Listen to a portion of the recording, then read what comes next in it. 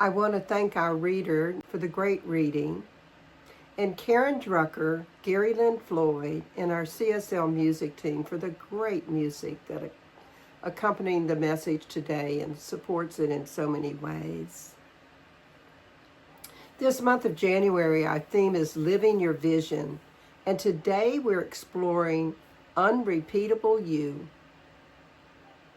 You know, this phrase means that there has never been and will never ever be again anyone exactly like you. Not in DNA, not in fingerprints, not in voice or perspective, not in timing, and not in temperament. You are uniquely who you are. Science, spirituality, and common sense all agree with this. Life does not repeat itself. Yeah, I know we say that history repeats itself, and some things seem to repeat itself, but individuals don't show up. They're unique. And yet, even while we are completely unique, we're not separate from the life that created us. That's the sacred balance that we're going to explore today. Spoken in a language meant to welcome seekers, skeptics, lifelong students, as well as first-time guests. So, as you ponder that concept of unrepeatable you, allow me to give you your question for the week. What is the one choice you might make today to know that you are unique and worthy just as you are? To see yourself as a living tapestry in motion, and to live in a field of possibilities. One more time. What is the one choice you might make today to know you are unique and worthy just as you are? To see yourself as a living tapestry in motion, and to live in a field of possibilities. You might have noticed that the title of today's message is Unrepeatable You. It's not improvable you. It's not even acceptable you eventually. It's unrepeatable you. In this philosophy, we believe that there is one presence and intelligence behind all of life. And we believe that each person is unique and a valuable expression of that presence, worthy, whole, and meaningful, just as they are. And we also believe that we are deeply connected to one another and to all creation. In the Bible, in Psalm 139:14, we read this: I praise you, for I'm fearfully and wonderfully made. This is not ego. This is truth. And yet, so many of us spend our time trying to be a better version of somebody else. I know I spent part of my life doing that. No more. Someone once said, be yourself. Everyone else is already taken. Now that's comforting, and it's also a bit alarming when we realize how often we forget that.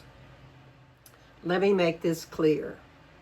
You are perfect, just as you are. And perfection does not mean flawlessness. Perfection actually means wholeness.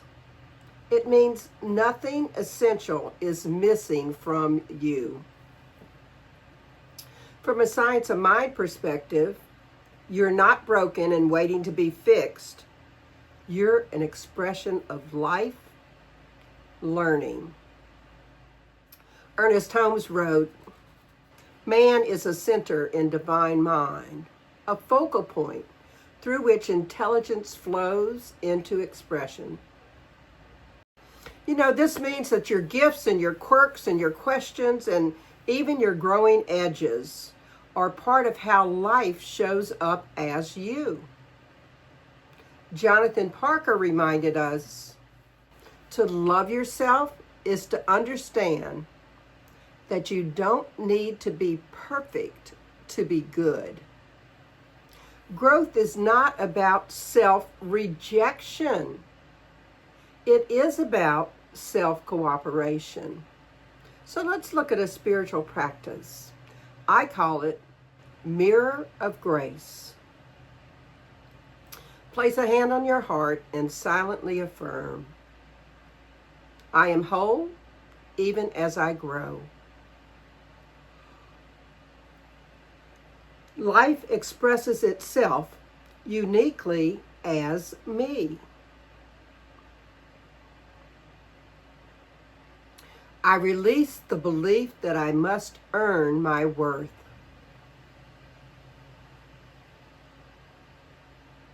I honor the divine intelligence that formed me.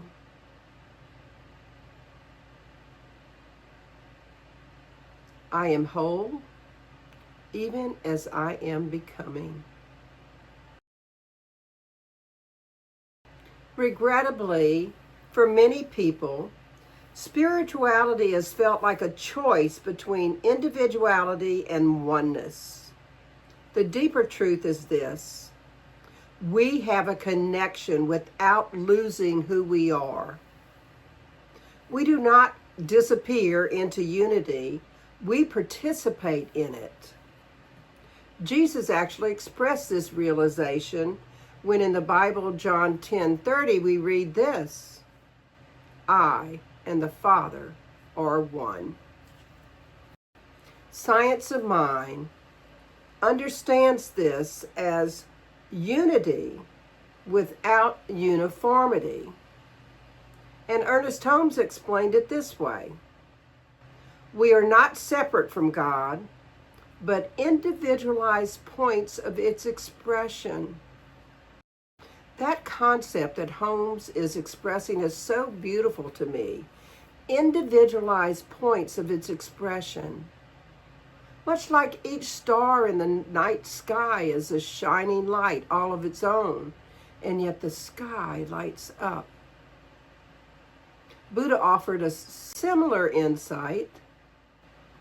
You are not a drop in the ocean.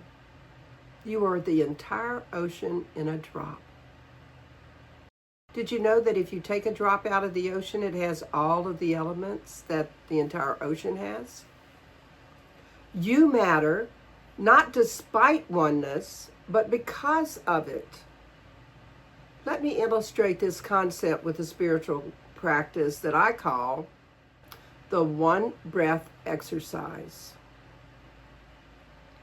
So let's all right now together take a breath.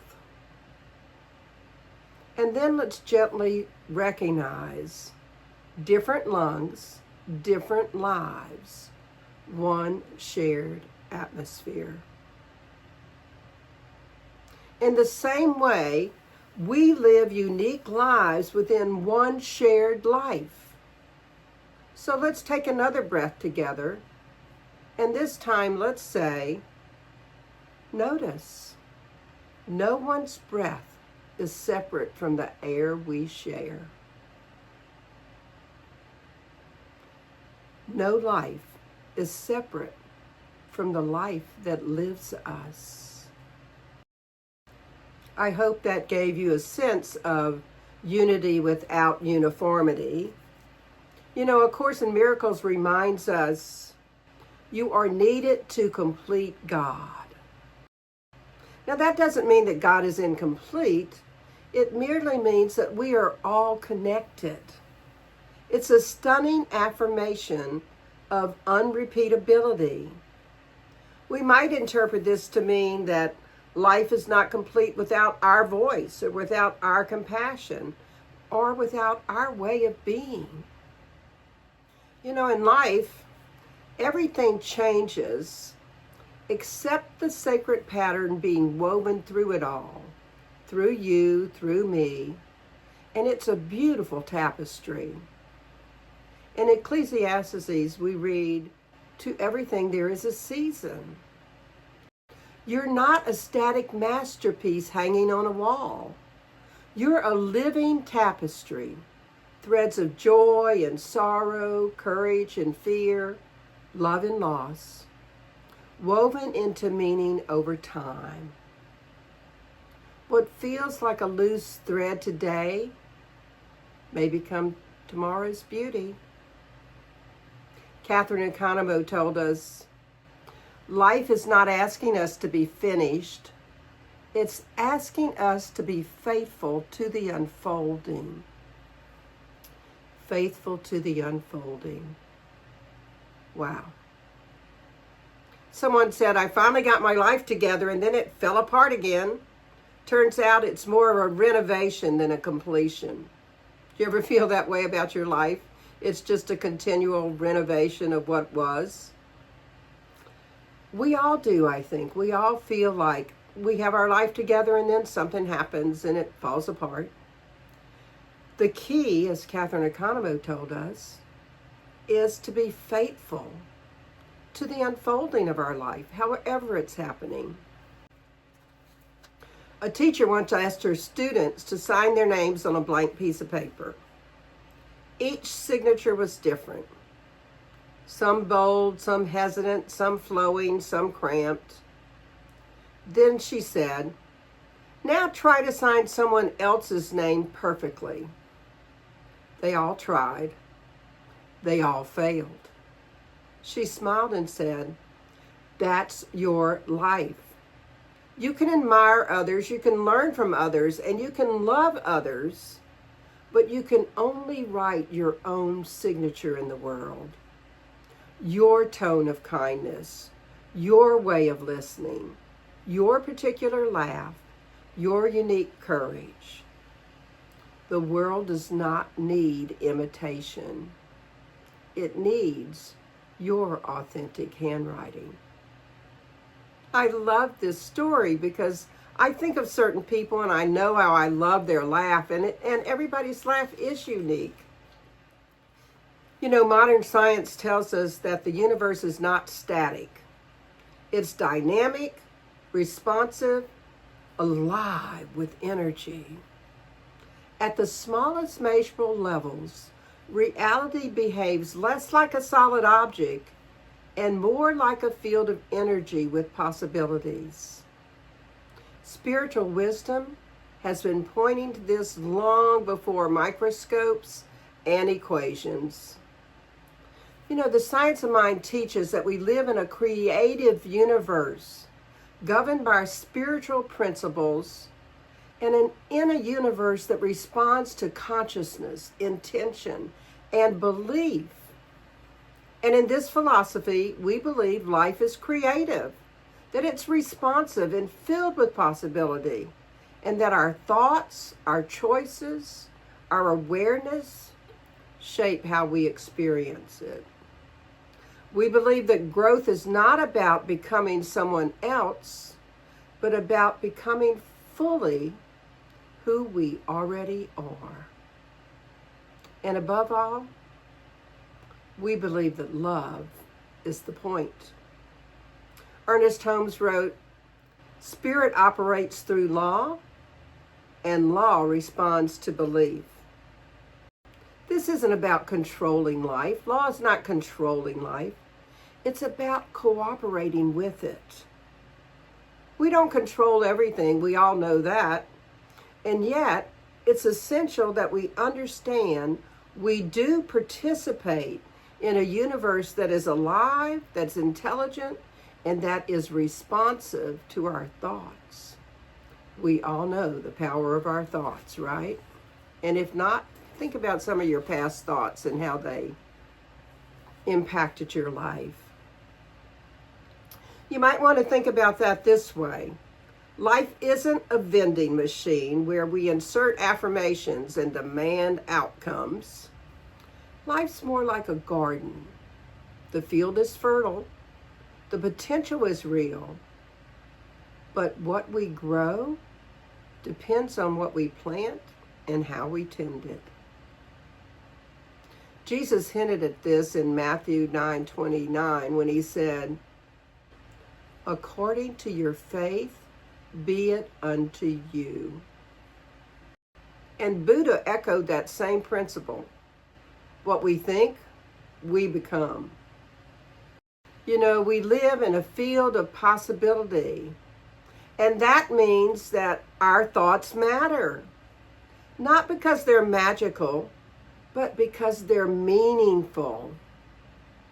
And our beliefs shape how we interpret and respond to life.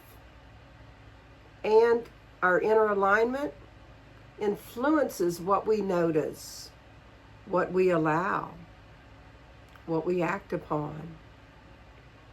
Katherine Economou put it this way: we're not here to force life into shape, but to listen for how life is seeking to express through us. How is life seeking to express through you? When you begin to see life this way, to listen to how life is seeking to express through you, something softens. You stop blaming yourself for everything that didn't work. You stop waiting passively for a rescue. We're not victims. We have power. We have choice. And you begin to cooperate with possibility. You may even start asking questions such as, what's trying to emerge here? What belief might I be ready to release? It's time maybe to get rid of some of those old beliefs that aren't supporting you anymore, right? And how about this one? What new response could I practice? Maybe instead of becoming defensive, you could say, I wonder what they're trying to tell me. Or I wonder what hurt is showing up in that accusation. As you learn to ask those questions slowly and often quietly, the field responds. Let me show you the questions. What is trying to emerge here? What belief might I be ready to release? And what new response could I practice? Ask those questions and notice how the field responds. Not always the way our ego demands that it responds, yet often in ways that the soul recognizes as right. I think we've all had those times in our lives when we were asking for something and what we wanted didn't show up, but something better did. A Course in Miracles says this: I am responsible for what I see. I choose the feelings I experience, and I decide upon the goal I would achieve. Essentially, that statement is telling us this: we may not choose every circumstance that shows up in our lives, but we do have a profound influence on how life shows up for us. How do we see that circumstance that showed up? We live in a field of possibilities. We have choices. So let's look at another spiritual practice that I think solidifies these thoughts about these fields of possibility. I call it naming your becoming.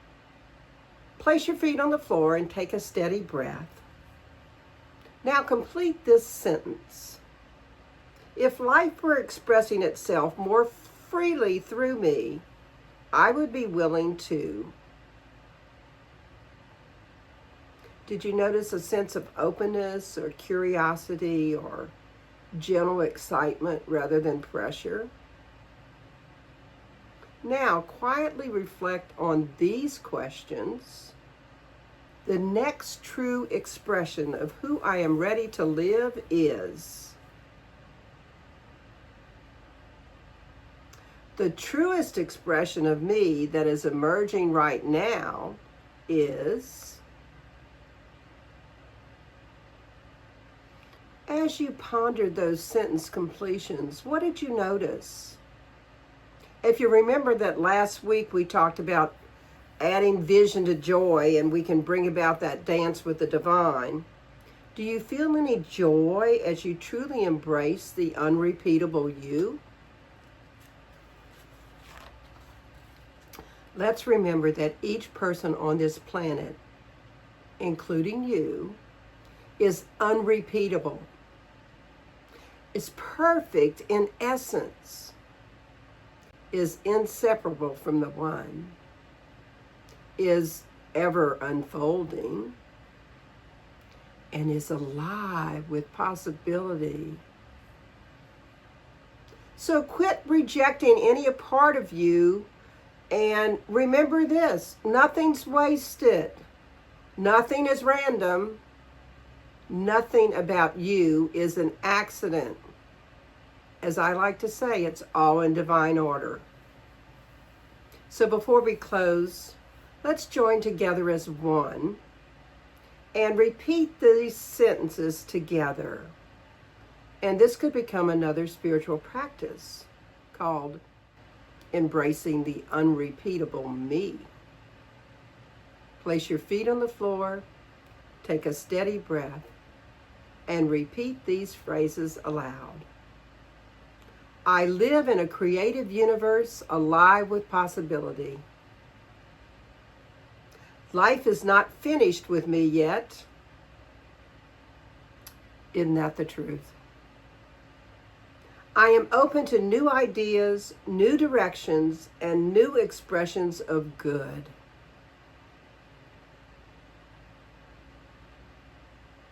I trust the wisdom unfolding within me.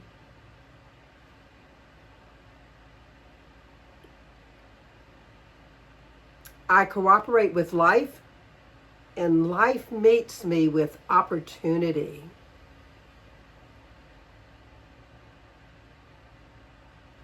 Something good is seeking expression through me now. Imagine if you woke up every morning and just read those 6 phrases aloud to yourself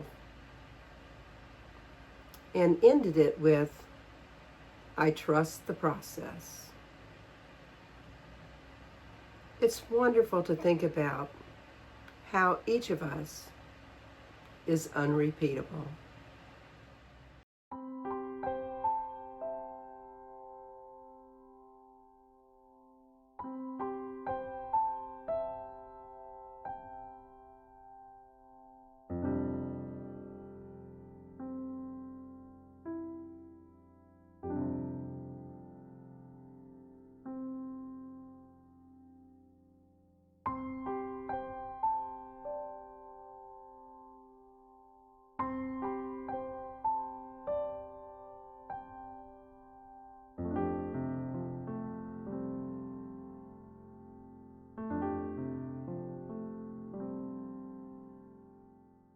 And so in summary, in 2026, how might you embrace the unrepeatable you? Begin by knowing you are unique and worthy as is. You're a valuable expression of the whole. And notice what generally brings you alive. Try to see yourself as a living tapestry in motion. Vision allows you to picture a greater life, and living as a living tapestry and knowing that life's not done with you yet has you remembering that you're just a work of a master creator in progress. And live in a field of possibility. Remember, you are a loving work of God. And know that life asks us to stop resisting and say yes to that unfolding that's happening. So here's the affirmation for the week. How is it I so willingly, energetically, and effortlessly know I am unique and worthy just as I am, see myself as a living tapestry in motion, and live in a field of possibility. So your challenge for the week is to make a conscious choice each day to embrace who you are and who you're becoming in this world of possibilities. I invite you to spend the next week practicing having a gentler heart for yourself and more compassion for others, and remembering we are unique, part of that unity, yet not uniform. And I always ask you to commit to some spiritual practice that will help you embrace this unrepeatable you, either using the ones I suggested or making up your own. So let us close with a blessing, helping you to remember that unrepeatable you. We take a breath. Divine presence, infinite source of life, love, and light. There's one life, one presence, one infinite intelligence, known by many names, and expressing as all that is. I recognize the truths that were spoken today, that we are each a sacred, unrepeatable expression of the divine.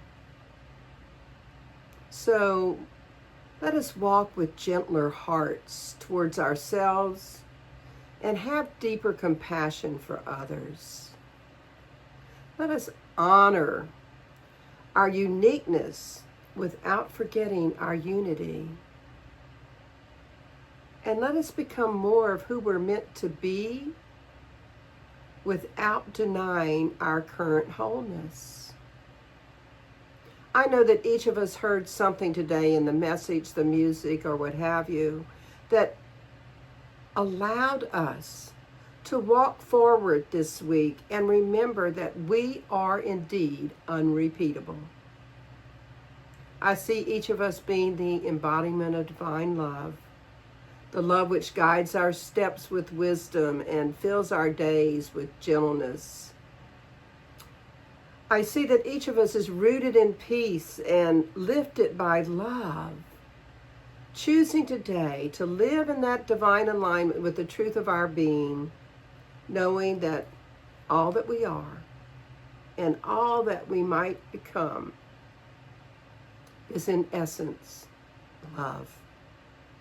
So may the tapestry of our lives continue to unfold, continue to be woven in beauty and purpose and love. I am so grateful for each person who chose to spend some time with us today. Grateful to know that we can go forth with joy and courage, with an open heart, and embrace our unrepeatable selves. So it's with gratitude and with joy, bliss, and blessings that I release this into that divine yes, into the law, knowing that it is done, complete, fulfilled, so I can say amen, and we can affirm it together. And so it is. And as usual, I want to thank everyone that continues to donate. It's a new year, so I hope that you will make a commitment to share your good with this community so that we can continue to share our good with the world. Thank you so much. Enjoy our offertory song.